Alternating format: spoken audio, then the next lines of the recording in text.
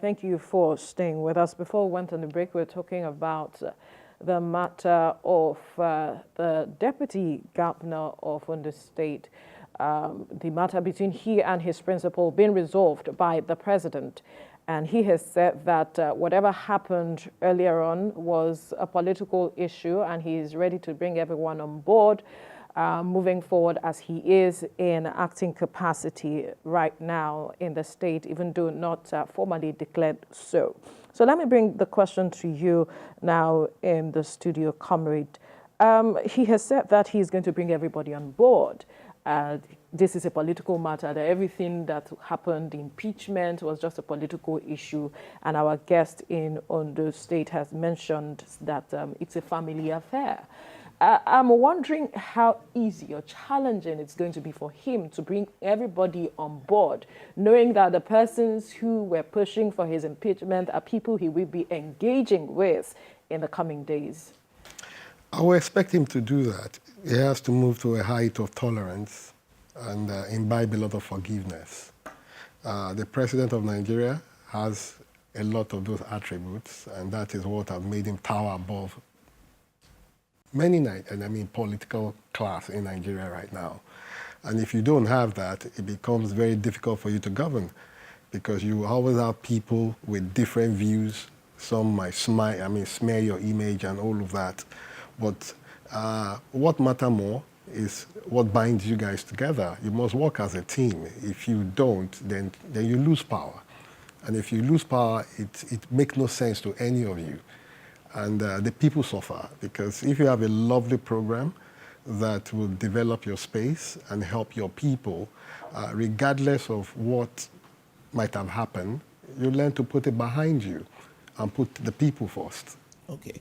It now look like he didn't really have a choice? Did he have a choice, especially with the fact that impeachment threat was hovering around his head? He has a choice. He has a choice either to team play or you lose everything. How do you mean? Like I told you, Ade Farasin started from 1999. Mm-hmm. They lost power in 2003. They didn't gain power for about 3 cycles or so. They managed to get into power. The attempt that they pushed forward the most was when they were in ACN. Mm-hmm. They almost got it. But again, it slipped off their hands. They've gotten it now, almost 8 years. They've brought a lot of development to the state.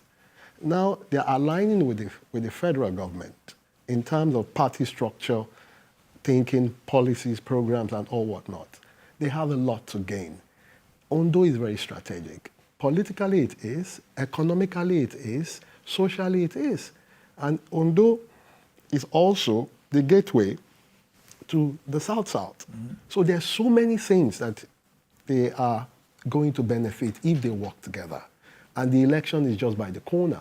Yeah, because so it means that so this is not necessarily about the people, but about the elections coming in 2024. From what you're saying, that's what you're saying. Like I said, the people comes first. If you intend to govern the people, if you intend to help the people, within this climate that we find ourselves, you must maintain political power.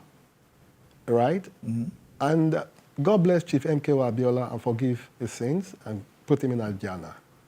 As wealthy as he was, he understood political power. That a simple policy change can help the people, can help this nation.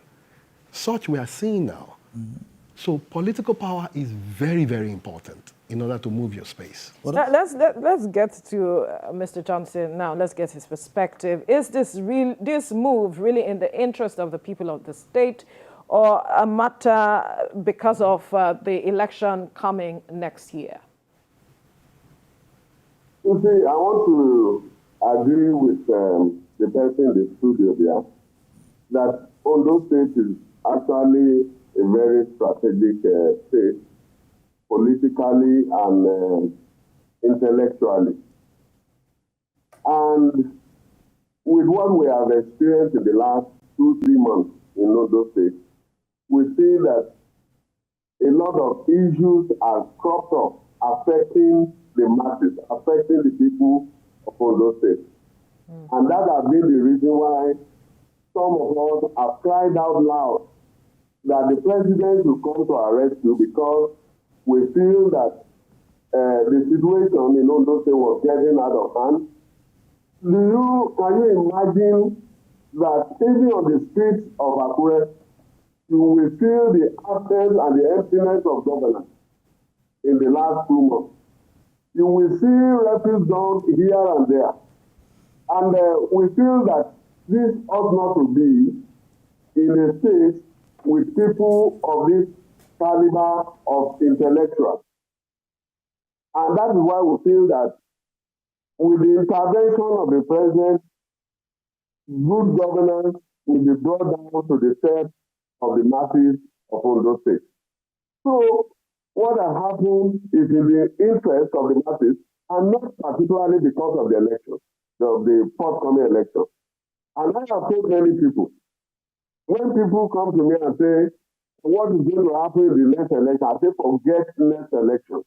It is not about the next election now, but it is about getting the one we are in now right, because we still have over 1 year of this government to be in office. And we can't take our eyes away from this more than 1 year and be pursuing another 4 years that has not come. And that is why we have said that if anybody must come on board, he must have, if this government must retain itself in power, just like my brother said, it's a game of, a political game that leads to power in the hands of people. So if we must retain ourselves in this government, it means that we must be able to work to satisfy the yearnings of the people of Ondo State. So Ondo State people deserve the best. And like it is often being said, when two elephants fight, it is the grasses that suffer. And that's why we are cried out loud that there should be no promotion in Ondo State government. Once it is there, we are definitely going to feel the brunt. People are feeling it already. And that is why we are so happy that what has happened in the presidency in the last few days, is highly commended. And I must tell you also that this deputy governor has dignified himself to that extent that he has not responded as the case would have been, even though he has been provoked excessively to make him react as such. He has refused to allow himself to do that. And that is because he has the interest of the people at heart. There is nothing wrong if he has gone haywire, but they are taking the constitutional means of addressing the issue. Even before the intervention of the president on this matter, the case was long dealt with in the court. The court had dealt decisively with that case of impeachment. And by the time the president was coming, it is as good as it was just ceremoniously intervening in the matter.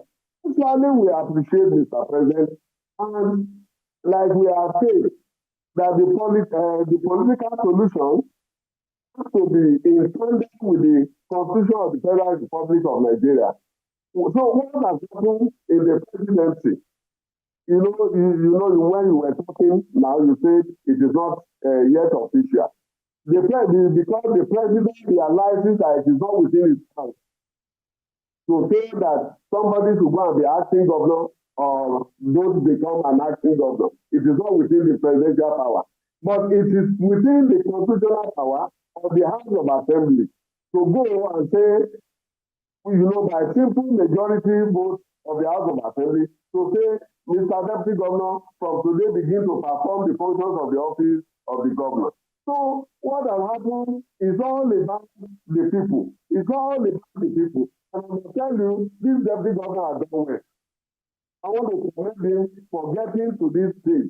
And I was wondering, at that resolution, that meeting for resolution, when he was addressing the people, he was still saying that is accepting responsibility, is accepting this, is accepting that, ordinarily.